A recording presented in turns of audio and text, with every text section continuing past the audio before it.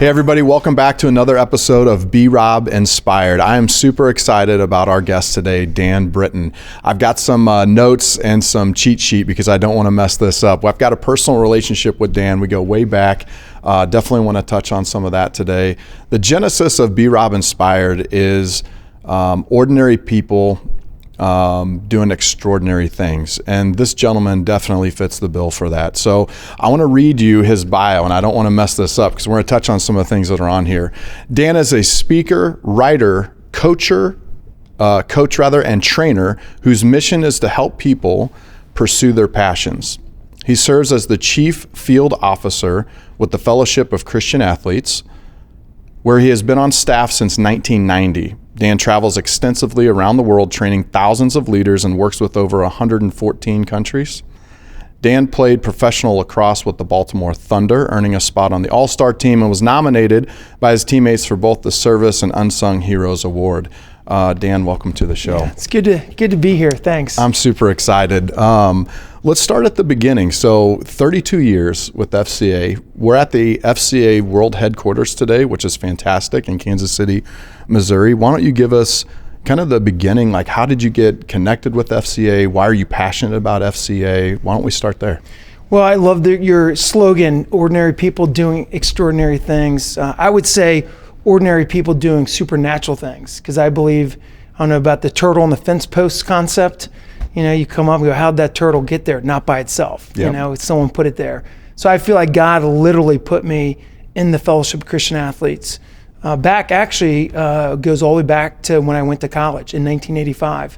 So I always heard about FCA, this organization that combines sports and faith and put them together, but I never had a chance to be a part of it. And so I went to University of Delaware, where I got recruited to play lacrosse, my sport. My dad was an All-American at the Naval Academy, and I wanted to follow in his footsteps of being a lacrosse player in college. And so went to this school, 13,000 people at University of Delaware, 2 hours north of where I grew up in Virginia, and found an FCA group. And I was like, yes, finally, I get to be a part of this group. I came to faith at a young age. My parents grew up in a Christian home, and at a young age, at a youth camp, I kind of gave my life to the Lord and just changed everything about it. But when I got to college, I found this little small remnant called a huddle that met on Thursday night at Carpenter Sports Building, room 115 at 7:30. 8 football guys, 1 swimmer, and 1 lacrosse guy. And those 10 were that small little group where I grew in my faith. And man, it meant everything to me. So I graduated my finance degree. I should have followed in your footsteps of pursuing the finance world. My dad was a stockbroker, financial planner. And he's like, Dan, I have 1,000 clients. You want to come take my clients? And I was like, God's calling me to go serve coaches and athletes and experience what I experienced. And so I said, I can always fall back on my degree. I can always go work with Dad. Yep. But God reminded me when I came to Christ at a young age that I wanted to fulfill this. And so, man, in 1989, I took a step, started raising money, and then I came on staff in 90. And so I've been with this organization for 32 years. And every day I wake up, I never have an oh crap moment. Yeah. Where I gotta go, oh crap, I gotta go to work. Yeah. I just go, today is the Lord's day, and I get a chance to make a difference. And what growth and transformation you guys have had, especially from 1990. Now you're international. I mean, I met a lot of people here today at FCA, including a lot of your family members, which is unbelievable.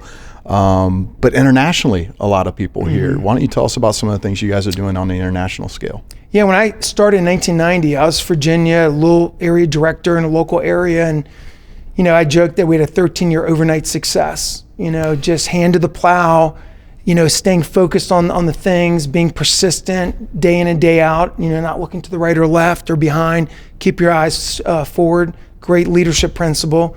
Half the battle is just showing up. Yeah. And so for 13 years, God began to build in our area, in that part of Virginia, and 17 staff, 7 offices, $1 million budget, working with 40,000 coaches and athletes. And then someone tapped me on the shoulder from Kansas City and said, hey, come to Kansas City. And I was like, I don't want to go to Kansas City.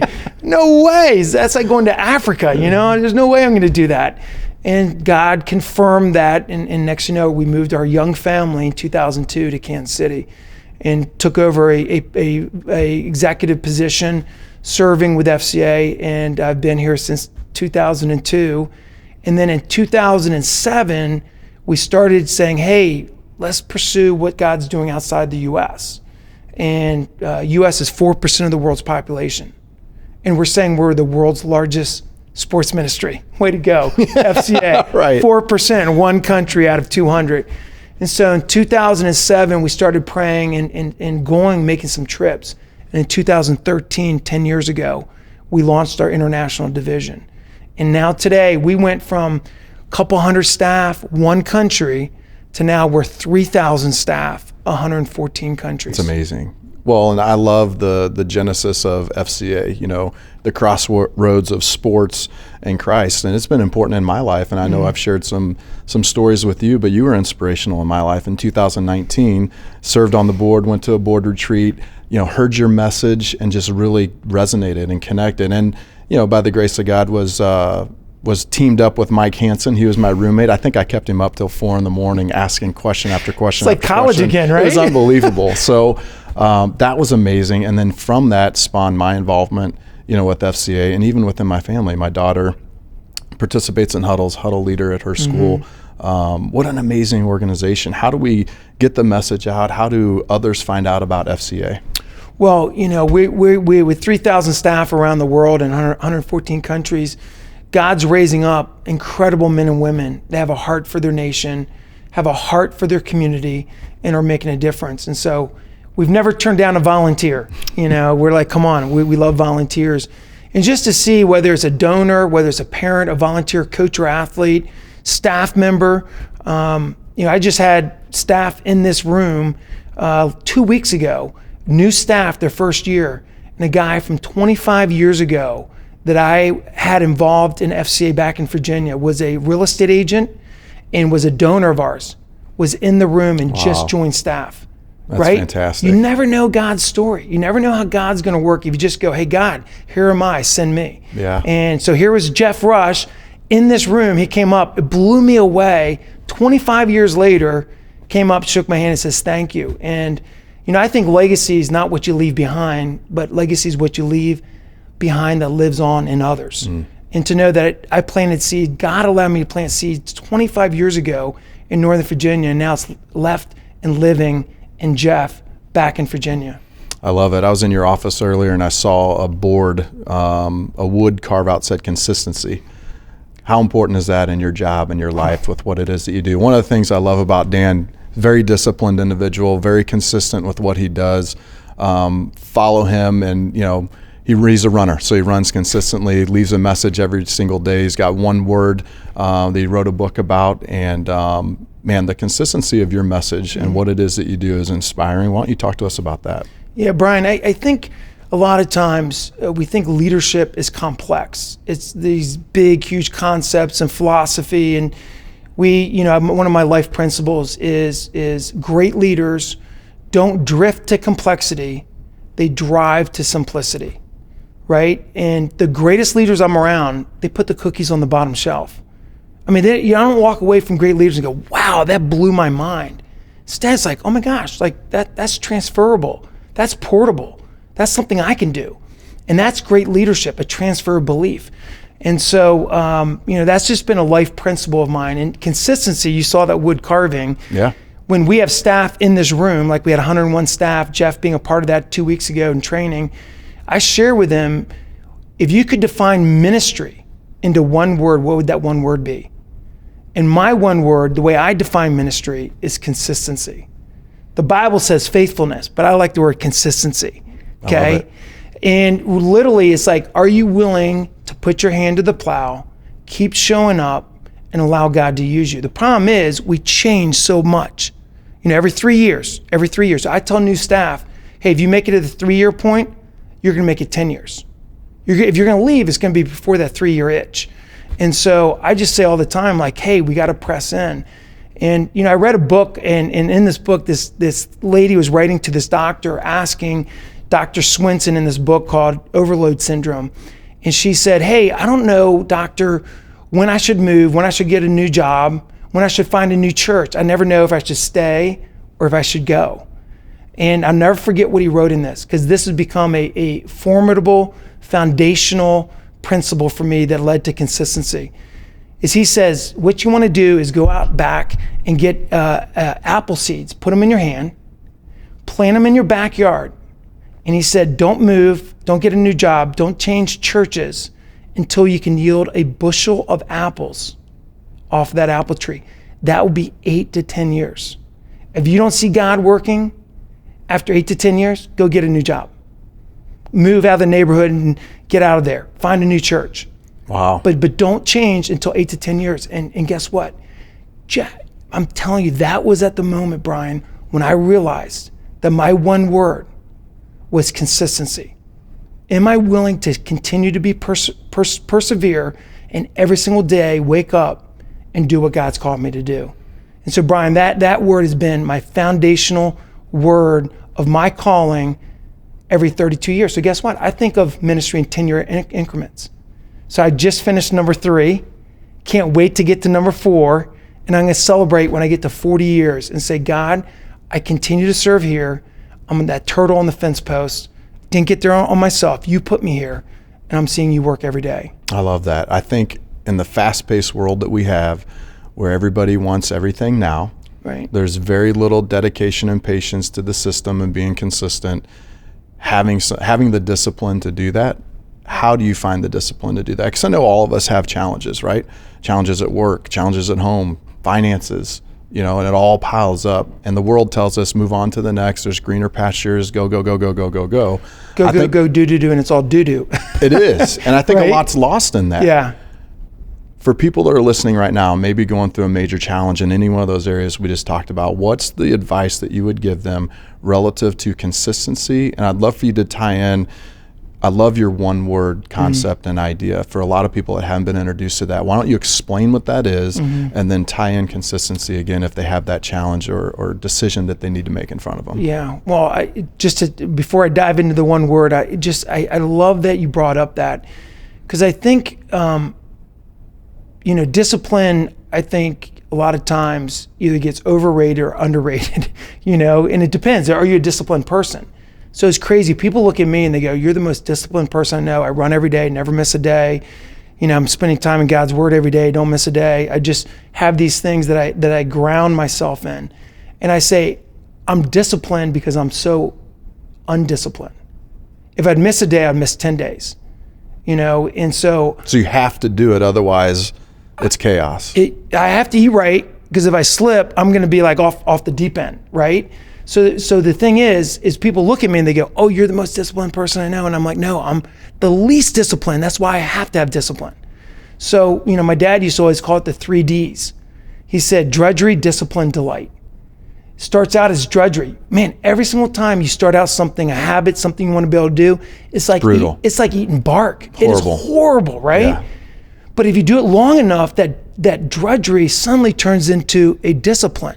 It's like, it's not, I have to do it, but I get to do it, right? It's like, wow, now I get to do it. And that turns into that's who you are. Now it becomes your identity. And then my dad would always smile and say, and one day that drudgery turns into discipline, and then it gets to a delight. You enjoy it. It's not even you get to do it. You enjoy doing this thing that started out so hard. I love that. So give people some hope with the amount of time from drudgery to discipline. Because it's a new year, everybody's into, I'm kicking off 2023. That's the new me. I'm going to do this. I'm going to do that. I know it's maybe different for everybody, but what is a general rule of thumb on, all right, be disciplined with the drudgery, go through it, eat the bark, and then usually at this point you're going to start seeing some changes. Yeah, there's so many studies out there. I mean, I've read studies, and it depends which article you read. Some say the magical, which we know is 31 days, right? And that's why health clubs, beginning of the year, they're packed for the first 2 weeks. Yep. Right?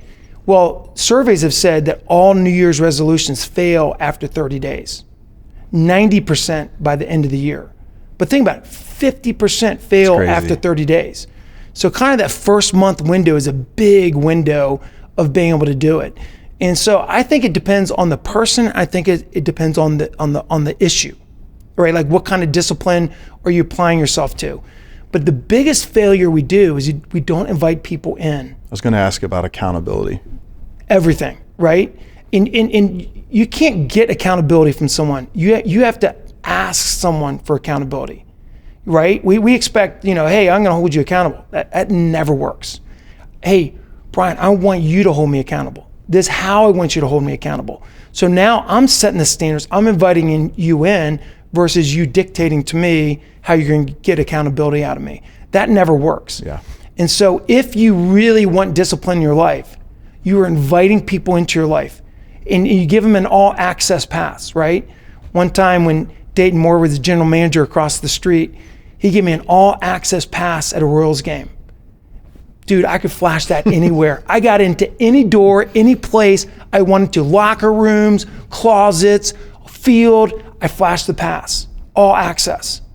Well, when we invite accountability, I give you the all access pass and say, Brian, I'm inviting you in to have all access to my life, not just this one little area. Yeah. Well, I know that's been instrumental in Wisdom Walks. Yes. Inviting people like Mike Hansen, who's a dear friend of both of ours, into my world for that. What books are you working on now? What's next for Dan? Well, you wanted me to tie in the one word. Yes. The one word out of the 8 books, I've had a chance, blessing to write 8 books. And again, you want to talk about ordinary people doing extraordinary things. My mom would read my papers in high school before she typed them. That was back in the day when you had typewriters and I couldn't type. And I hand her my paper. She'd read it and go, Danny, she'd turn it over and she'd go, tell me what you're trying to say. And I'd tell her. And then she would point to the paper and goes, that's not what's in the paper. And she'd go back to your room and write what you just told me. That's how bad of a writer I was. I love it. To know now that I'm a writer and have sold hundreds of thousands of books in 8 books is just crazy. But One Word was our main book that we wrote with John Gordon and Jimmy Page. And it's the whole concept of having a one-word vision statement for the year. Not a bunch of resolutions, not goals, but narrowing it down, simplifying it for greater impact. When you narrow the impact on the front end, there's greater impact on the back end. And so for the last 20 plus years, since 1999, I've had a one-word vision for the year, one-word theme for the year. This year is ready. I love it. I want to be ready for immediate use when God shows up. I want to be prepared. Ready is now, ready is today, ready is also sacrifice. And am I willing to be ready for whatever God prepares for me for today? I love it. So how do people find Dan?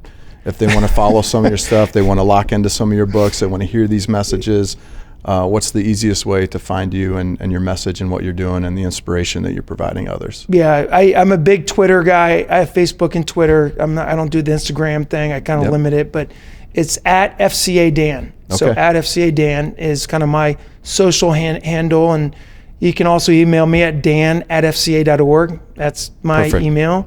And man, I just love connecting with people, hearing people's stories, and hopefully inspiring them to greatness. Well, appreciate you being on the show today. Go out, be inspired, live out your one word for 2023. Dan, thank you so much for being on our show. And until next time, we'll see you then.